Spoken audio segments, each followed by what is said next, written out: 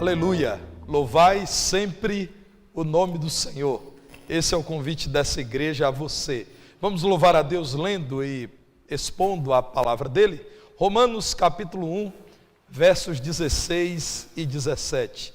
Declaração extraordinária que resume aquilo que chamamos de evangelho.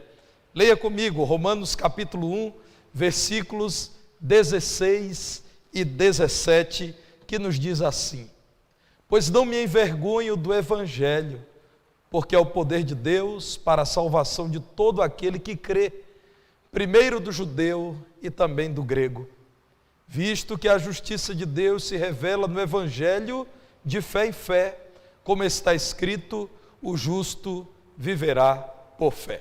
Podem assentar, irmãos, que aqui estão. Somos 14 irmãos, contando todos, desde a recepção até aqui ao púlpito. E você que nos acompanha na transmissão pelo YouTube, mantenha a sua Bíblia aberta, porque hoje queremos falar sobre o Evangelho. O que é o Evangelho? Há muitas ofensas e calúnias que conhecemos contra o Evangelho de Jesus e contra os evangélicos em nossos dias. Não mudou muito dos dias de Paulo, no primeiro século da era cristã, para hoje. Naqueles dias, o apóstolo Paulo também sabia de críticas, de calúnias, de ofensas ao Evangelho e àqueles que criam no Evangelho de Jesus. Nos dias de Paulo, havia quem dissesse que os cristãos eram perigosos porque eles costumavam se reunir para um ritual em que comiam carne humana. Eles diziam: isto é o meu corpo, comam, isto é o meu sangue, bebam. É o que se dizia acerca da ceia do Senhor, do partir do pão. Havia quem dissesse também que era um escândalo seguir um homem simples como Jesus. Simples e que teve como seu fim, é o que diziam, uma cruz na qual ele morreu. Havia quem dissesse que os cristãos eram desprezíveis porque desprezavam a sinagoga. Eles consideravam-se iluminados de tal modo que não frequentavam aquele local de leitura da lei e de orações. Havia também quem injustamente acusassem os cristãos de incesto. Vejam, eles se casam com os irmãos, tanto que um esposo chama a esposa de irmã. Eles são irmãos e eles estão casados. Eram acusações daqueles dias, e Paulo, meus irmãos, sabia que de todas as críticas, a grande razão para que estas fossem direcionadas aos crentes é porque o cristão, com aquilo que pregava, mas também como vivia, era por si só uma crítica ao estilo de vida de quem não tinha Cristo. E isso ofendia, e isso confrontava, e isso trazia crise para quem vivia no mundo sem Deus, mundanos, criticados por gente que às vezes não falava nada, mas vivia um estilo de vida santo.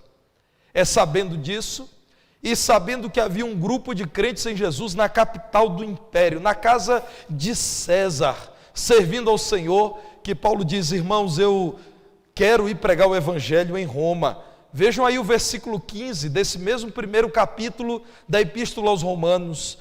Quanto está em mim, no que depende de mim, eu já estou pronto. Eu não temo César, nem o que podem fazer comigo. Eu estou pronto a anunciar o evangelho também aí em Roma, onde cristãos são ridicularizados, onde cristãos são perseguidos, no lugar em que cristãos são mortos e os seus bens são tomados, em que ser cristão é uma missão quase que suicida. E sabe por que eu estou pronto a anunciar o evangelho, as boas novas, a boa notícia do céu para os homens? Porque eu não me envergonho do evangelho. Não sei se alguém se envergonha do evangelho porque nos consideram como pessoas de segunda classe, porque nos chamam de fanáticos ou de iludidos. Mas eu, diz Paulo no verso 16, eu não me envergonho do evangelho. Paulo demonstra a grandeza do Evangelho, quando na abertura dessa carta, a partir do primeiro versículo, Paulo diz assim: eu, Paulo, sou servo de Jesus Cristo, chamado para ser apóstolo, isto é, testemunha, separado para o Evangelho de Deus. A palavra Evangelho na língua grega pode ser traduzida como boa nova ou boa notícia. E continua dizendo no verso 2, o qual foi por Deus outrora prometido por intermédio dos seus profetas nas Sagradas Escrituras. Versículo 3, eu irei até o 7, diz assim: com respeito a seu filho, o qual segundo a carne veio da descendência de Davi, e foi designado Filho de Deus com poder segundo o Espírito de santidade pela ressurreição dos mortos, a saber, Jesus Cristo nosso Senhor, por intermédio de quem viemos a receber graça e apostolado por amor do seu nome, para a obediência por fé entre todos os gentios, de cujo número sois também vós, chamados para serdes de Jesus Cristo.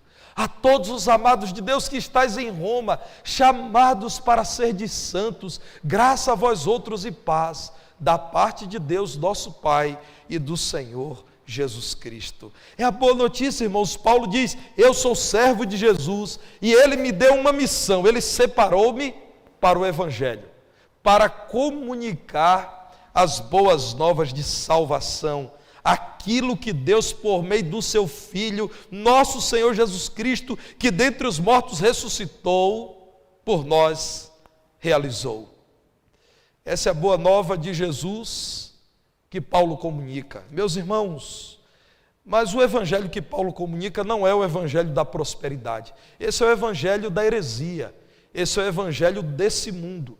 Esse é o evangelho de quem nega Jesus Cristo e a sua cruz. Aquele evangelho que diz às pessoas: venham alcançar bens materiais, que Cristo nunca teve e nunca os acumulou. O evangelho de Paulo não é o evangelho dos prodígios, dos sinais, que encantam as multidões, muito embora Jesus seja poderoso para realizar tão grandes milagres que Ele é capaz de salvar um perdido e torná-lo num perdoado, num salvo. O evangelho de Paulo não é o evangelho que tem como alvo a arrumação das emoções e trazer uma satisfação interior que te faz dizer: eu acordei hoje levitando.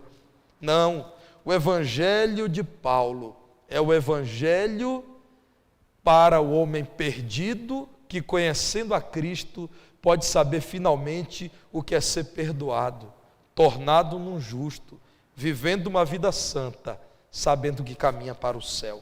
Porque esta é a boa notícia.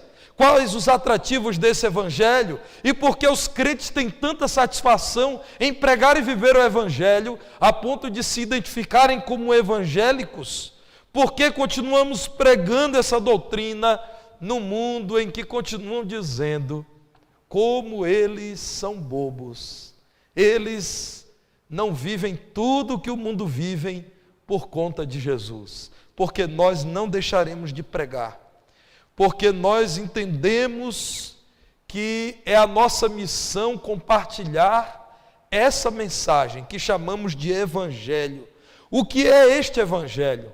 Pregar e viver o evangelho de Cristo são uma honra que Deus tem concedido aos salvos. Nós não abriremos mão dessa honra. É uma honra. Nós não nos envergonhamos do evangelho. E Paulo diz que não se envergonha, porque o evangelho é o poder de Deus, poder da palavra grega dinamis. Paulo testemunhou do poder de Deus em sua própria vida. Por isso ele diz: irmãos, como me envergonharei da mais impactante transformação que alguém poderia encontrar e que me alcançou. O evangelho, irmãos, é essa interferência de Deus que, cheio de graça, se lembra do pecador. Paulo sabia que se Deus não fosse gracioso, não fosse movido por amor, porque Ele é amor, Paulo estaria perdido, porque se Deus não nos amasse, Ele queria distância de nós, porque Ele é santo e nós somos pecadores. Vejam aí na Epístola aos Romanos, capítulo 5, eu quero destacar os versículos 6 a 8. Romanos 5, 6 a 8, porque Cristo, quando nós os crentes, os evangélicos, ainda éramos fracos, não tínhamos vida espiritual, Quando estávamos assim, Cristo morreu a seu tempo pelos ímpios. Dificilmente alguém morreria por um justo, pois poderá ser que pelo bom alguém se anime a morrer. Mas Deus prova o seu próprio amor para conosco, pelo fato de ter Cristo morrido por nós, sendo nós ainda pecadores. O apóstolo Paulo, meus irmãos, sabia que o Evangelho era o poder de Deus. Somente Deus em seu poder poderia transformar radicalmente um homem que ama o pecado, que é escravo do diabo, que pensa que esse mundo é tudo o que ele tem para viver, que despreza Deus e a sua vontade. Somente Deus em seu poder poderia regenerar um homem desse. E eu estou falando aqui da doutrina da justificação, a justiça de Deus cumprida em Cristo, o pagamento pelo pecador em Cristo, a redenção do pecador em Cristo, mas eu estou falando também de santificação, de um homem que foi salvo da condenação eterna, mas foi também habilitado a viver nesse mundo como um prelúdio para o céu, vivendo na presença de Deus, para a glória de Deus, segundo a vontade de Deus. A cruz, Paulo sabia, é a grande demonstração do poder de Deus, um Deus que se faz homem, um santo que assume pecados, o amor por quem não era amável. Meus irmãos, eu lembro-me de uma família daquela congregação que eu já dirigi, mencionei hoje pela manhã, de um bairro hoje chamado Irmã Dulce, mas na minha época era chamado de Vietnã. E eu conheci um irmão chamado Vicente.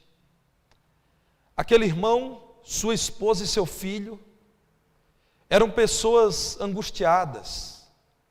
Ele aposentado por invalidez, ela muito tímida, o menino confuso, adolescente.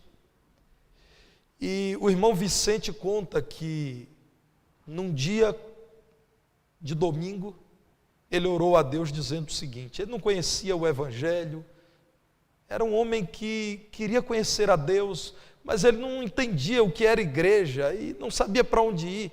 E ele contou a época, porque ele já faleceu, ele contou a época para mim que ele em casa disse: Senhor, eu quero te conhecer, eu desejo saber quem é o Senhor de verdade, mas eu nem sei onde procurar. Então, se o Senhor é Deus e se o Senhor é poderoso, o Senhor pode mandar em minha casa alguém da parte do Senhor para me pregar o Evangelho. Acontece que dias depois, um grupo de irmãos norte-americanos, naquela época num projeto missionário chamado Vida Total, esse era o título, Vida Total, vamos pregar o Evangelho e cuidar das pessoas. Então, eles realizaram projetos sociais, pregaram o Evangelho, fizeram estudos bíblicos, montaram o prédio da congregação e nos deram os valores dos aluguéis para um ano. O pastor Petrônio deve lembrar daqueles bancos montados que eles mesmos fizeram. Crentes carpinteiros, pintores, motoristas vieram dos Estados Unidos, uma equipe de mais ou menos 20 pessoas. E quando eles saíram, nós tínhamos um grupo de pessoas que tomaram uma decisão pública por seguir a Cristo. E ali começou a congregação. E eu fui o primeiro dirigente daquela congregação, comecei a visitar as pessoas e fazer estudos bíblicos. O irmão Vicente me disse, um dia eu estava aqui sentado, nessa cadeira, e chegou um homem imenso, branco, do olho azul, acompanhado de outro baixinho, e falava uma coisa que eu não entendia, e o outro brasileiro era quem traduzia e dizia: nós podemos falar de Jesus porque Deus nos mandou aqui vir falar com o Senhor. O irmão Vicente disse para mim: meu irmão, eu e Deus sabemos. Eles não sabiam disso. Eu não disse para minha esposa e para os meus filhos. Eu disse: Senhor, se o Senhor existe, o Senhor é Deus, eu sei que o Senhor é poderoso, eu vou esperar alguém aqui mandado pelo Senhor, manda alguém para me falar de Ti. Chegou aquele homem, pastor, que nem era daqui, desse país, acompanhado de um brasileiro, e disse: ó, Deus me mandou vir aqui dos Estados Unidos para falar com você. Ele disse: eu me senti importante demais. Deus tirou esse homem, esse jogador de basquete, lá dos Estados Unidos, ele chamou um brasileiro, porque Deus mandou que ele falasse para mim. Irmãos, aquele homem tornou-se um cristão piedoso, um homem de Deus, até o dia da sua morte. A sua esposa entregou-se a Cristo. E o seu filho começou a se aproximar do Evangelho. A história daquele irmão querido, irmão Vicente, sua esposa e seu filho, são para mim mais uma ilustração do poder de Deus. Um homem sinceramente desejando Deus, tendo seu coração movido pelo próprio Deus, pedindo a Deus alguém, Deus respondendo e mandando um homem que vivia no outro extremo do nosso continente americano, para bater na porta dele num bairro humilde para dizer: Deus me tirou lá dos Estados Unidos para vir aqui na sua casa agora, para te falar daquilo que Ele quer que você saiba. O Evangelho é o poder de Deus, é o mesmo poder que permite que em meio a uma pandemia, você que talvez nunca tenha frequentado as celebrações da primeira igreja batista, agora esteja aí recebendo a pregação genuína do Evangelho. Paulo cria nisso o poder de Deus que chega, transforma, realiza uma verdadeira revolução, transforma um perseguidor do Evangelho como Paulo num pregador do Evangelho que dizia: eu não me envergonho, onde eu tiver que ir pregar Cristo, entre zombadores e violentos eu pregarei. O Evangelho de Paulo é o Evangelho, meus irmãos, que anuncia a salvação providenciada por Deus, apresenta as realidades do céu e do inferno e diz ao homem: você sem Cristo está condenado, sem Cristo você morrerá, sem Cristo você morrerá não apenas do ponto de vista físico, mas também perderá sua alma, terá a morte eterna como seu destino.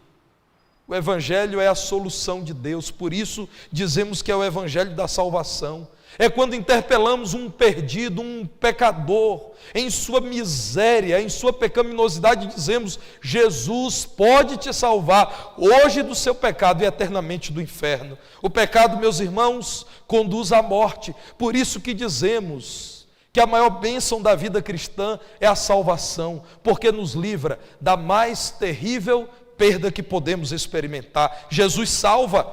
Veja Marcos capítulo 1, versículo 15. Aqui nós encontramos o Senhor Jesus Cristo dizendo o que é o Evangelho. Eu quero voltar ao versículo 14. Marcos 1, 14. É dito que depois que João Batista foi preso, Jesus foi para a Galileia fazendo o quê? Pregando as boas novas, o Evangelho de Deus, dizendo: olha o que é o Evangelho, o tempo de Deus está cumprido. Deus veio a esse mundo, eis-me aqui, é o que Jesus diz.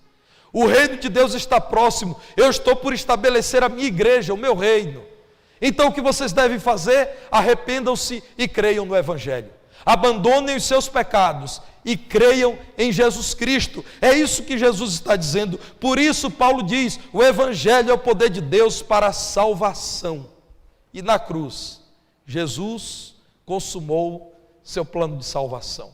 Esse texto impressionou um jovem religioso, estudioso, destacavelmente conhecido por sua capacidade intelectual no século XVI. O nome dele, Martim Lutero. Martim Lutero, um homem religioso, vivia atordoado e acordava muitas vezes à noite com pesadelos acerca do inferno. E ele se perguntava: como eu poderei ter convicção de salvação, de que não estarei perdido quando a morte vier? Porque me dizem que eu tenho que praticar boas obras, dar esmolas aos pobres, martirizar o meu corpo, fazer promessas aos ídolos. Mas e se quando a morte vier eu não tiver tempo de fazer obras em quantidade suficiente para que Deus entenda que vale a pena me aceitar no seu céu? Esse homem, irmãos, quando leu isso aqui, versículo 17, o justo viverá por fé, diz que a maior crise do seu coração foi embora, quando ele disse: não está em mim, mas está em Cristo que eu preciso crer em Cristo, porque Ele na cruz já fez tudo o que eu não sou capaz de fazer. Ele cumpriu a justiça do Pai e o Deus Santo se agradou da oferta dele no Calvário. E por isso, ele, ali podendo com seu sacrifício excelente, providenciar salvação para a humanidade, ele também pode me alcançar. Eu preciso crer nele, eu preciso confiar nele, não em mim mesmo ou na obra de minhas mãos. O Evangelho, irmãos, é essa certeza. Eu estava perdido e inseguro, não sabia o que iria me acontecer. Agora eu fui achado, estou seguro e sei qual é o meu destino. Paulo diz: o Evangelho é o poder de Deus para a salvação de todos, judeus e não judeus. Todos foram criados por Deus e Deus os ama. Jesus esteve com ricos e com pobres. Jesus andou com homens e mulheres. Acolheu a anciãos e a crianças. Falou a religiosos e a imorais, a judeus e a samaritanos. Não há exclusão. Se você vier a crer em Cristo, pouco importa se você é homem ou mulher, judeu ou grego, moço ou idoso, você será salvo se você vier a crer em Jesus Cristo. Veja João capítulo 6, no versículo 37. Aqui nós encontramos o Senhor Jesus Cristo dizendo peremptoriamente: todo aquele que o Pai me dá, esse virá a mim, e o que vem a mim, de maneira nenhuma o lançarei fora. Nessa noite, enquanto o Pai fala, você responde com fé. O que o Senhor diz a você é que de maneira nenhuma Ele te lançará fora. Isso significa que você será aceito por Cristo, não apenas para acontecer algo no pós-morte, mas já você será por Cristo hoje tomado. O Espírito dele habitará você. Você terá um novo nascimento e por isso será santo. Verá esse mundo com outros olhos. Terá um relacionamento novo com Deus. Viverá uma nova vida. E isso é apenas o começo. É apenas a antessala da eternidade. Conta-se que um homem pregava o Evangelho à sua irmã mais nova, que era uma menina encantada por esse mundo e ela resistia a participar de cultos, a ouvir o Evangelho. Mas houve um dia em que ela foi ao culto e o seu irmão orava em cada passo que dava ao lado da sua irmã até chegar ao culto, e durante o culto inteiro. E aquele homem sabia que a sua irmã estava cega, ela não via o risco de morrer sem Cristo.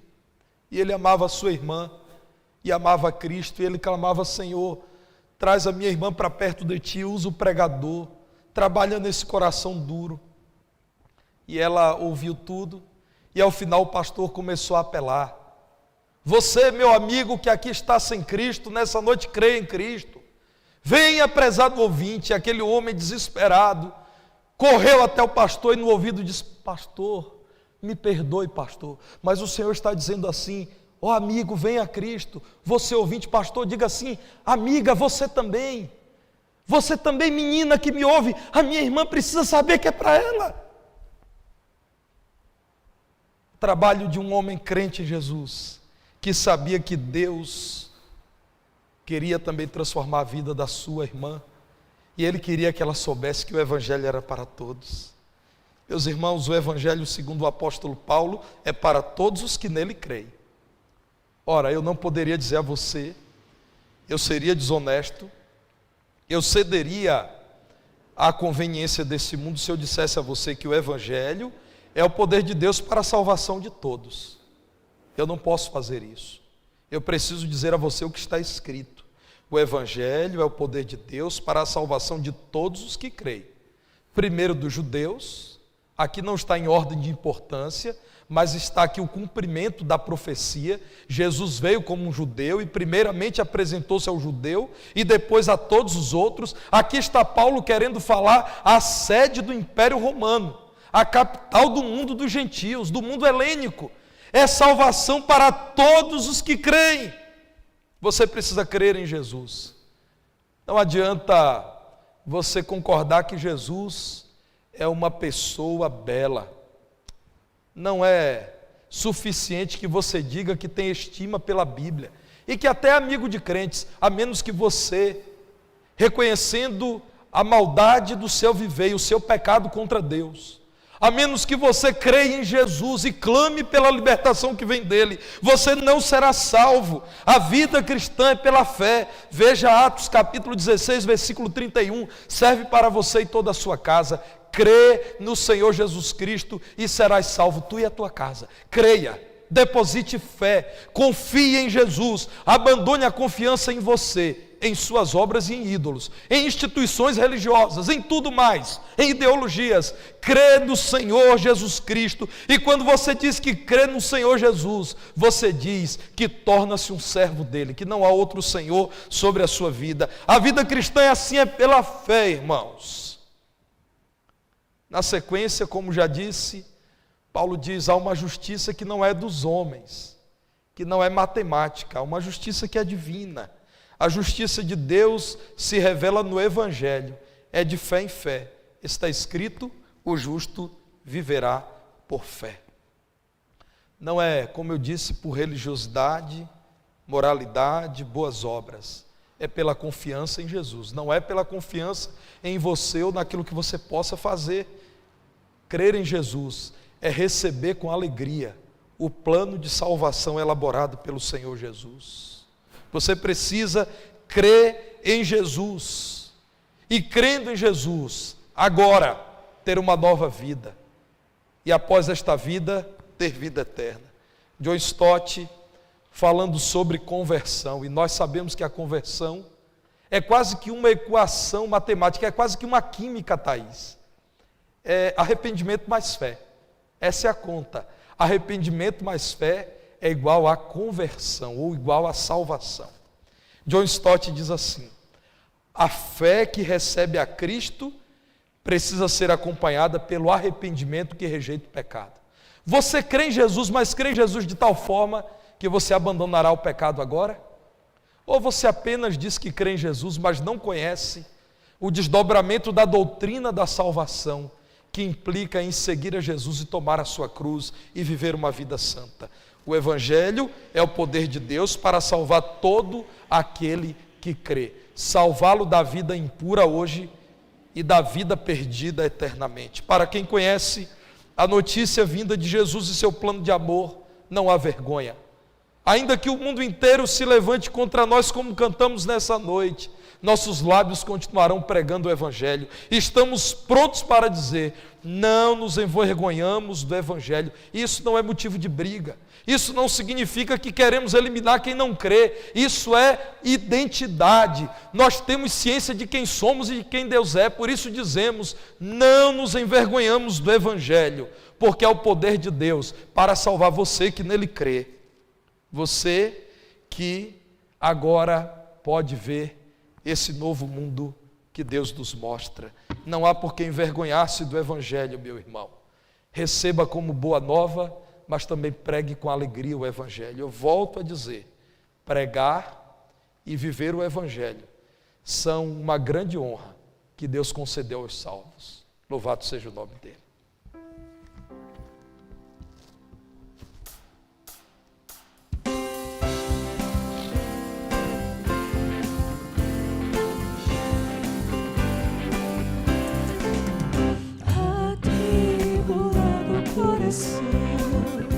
Em Cristo é livre encontrarás consolo, paz e seu perdão. Sim, dele tu receberás. Oh, vem, sem demora ao Salvador, porque vacilar e ter temor. Oh, vem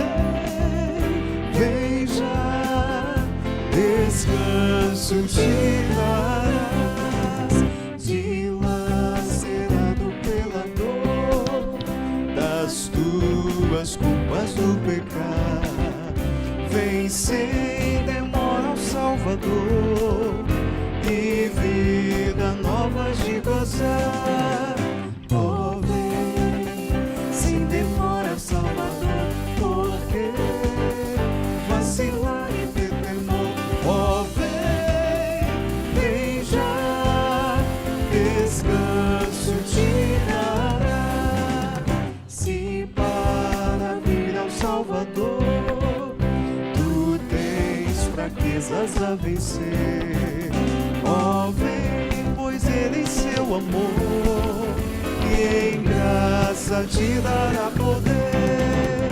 Ó, vem, sem demora, Salvador, porque vacilar e ter temor. Ó, vem já, descanso te dará. A Cristo sem demora vem, pois Ele almeja te valer e sempre quer buscar teu bem. Confia nele em teu viver. Ó, vem, sem demora, Salvador, porque vacilar e ter temor. Ó, vem já, descanso te dará. Você, ao ouvir a mensagem do Evangelho, compreendeu o chamado de Deus, pela fé entrega-se a Jesus e arrependido renuncia ao mundo e o que nele há. Eu quero orar por sua vida nessa hora. Vamos orar. Louvado seja o teu santo nome, Senhor. Vemos a tua glória no Evangelho. Ao Senhor damos toda a glória por ter tido misericórdia de nós e ter nos providenciado tão grande salvação. Senhor, ajude a tua igreja a continuar crendo que 2000 anos depois da cruz do Senhor Jesus, não existe necessidade de atualização da Bíblia, porque o homem continua tendo como seu maior problema o pecado, porque o Senhor já providenciou um sacrifício suficiente para todas as épocas, em todos os lugares e para todos os homens, para que sejam salvos, para que tenham nova vida, para que conheçam ao Senhor. Senhor, nos fortaleça para que continuemos pregando o Evangelho. Senhor, livra-nos de achar que essa mensagem é ultrapassada, é antiga. Livra-nos, Senhor, de descrer no poder do Evangelho. Ó Deus, renova no coração de cada crente, de cada igreja do Senhor, o prazer, a alegria, a satisfação de pregar o Evangelho, que possamos dizer com a vida e com a nossa pregação, que não nos envergonhamos do Evangelho, que é o poder de Deus para salvar todo aquele que crê. Ó Deus, trabalhe em corações nessa hora para que creiam, para que de todo o coração se entreguem ao Senhor. Permita que eles experimentem a paz que vem do Senhor e a esperança de vida eterna que só em Cristo alcançamos. Aqueles que são salvos, ó Pai, ajude para que continuem tendo prazer, alegria em pregar o Evangelho, para que sintam-se honrados por serem evangélicos numa época em que essa palavra em nossa nação está tão desgastada. Ajuda-nos a continuar dizendo que, não nos importando o que os homens façam, nós temos imensa satisfação em pregar o Evangelho e em viver o Evangelho. Salva vidas, Senhor, para a tua própria glória, para a transformação destes a quem amamos. Em nome de Jesus pedimos-te. Nós também suplicamos ao Senhor que o amor do Pai, a graça salvadora de Jesus, o Filho, as consolações e a comunhão do Santo Espírito de Deus estejam com todos aqui presentes, todos que nos acompanham nesta transmissão, com todos aqueles que aguardam a vinda do Senhor, agora e por todos os séculos. Amém.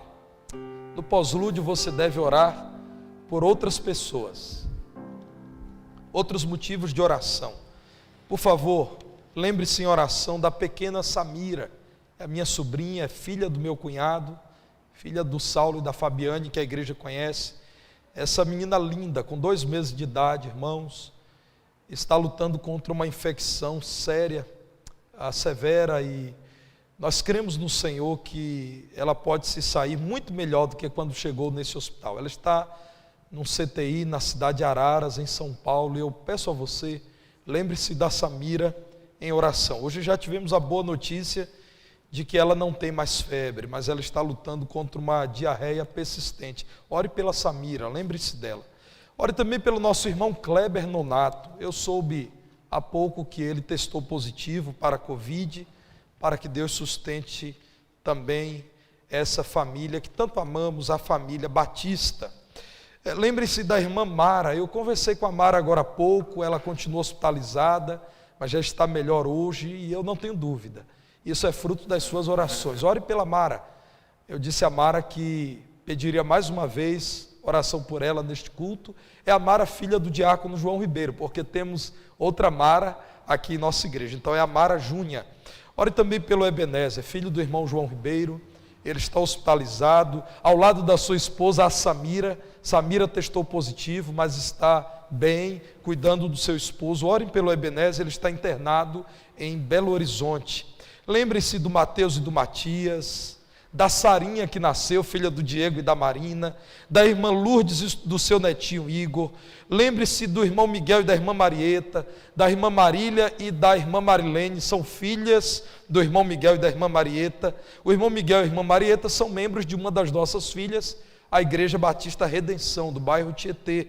Estão na luta contra a Covid. Graças a Deus pelo Dionísio, o pai do nosso irmão Anderson Mendes, continuem orando por ele.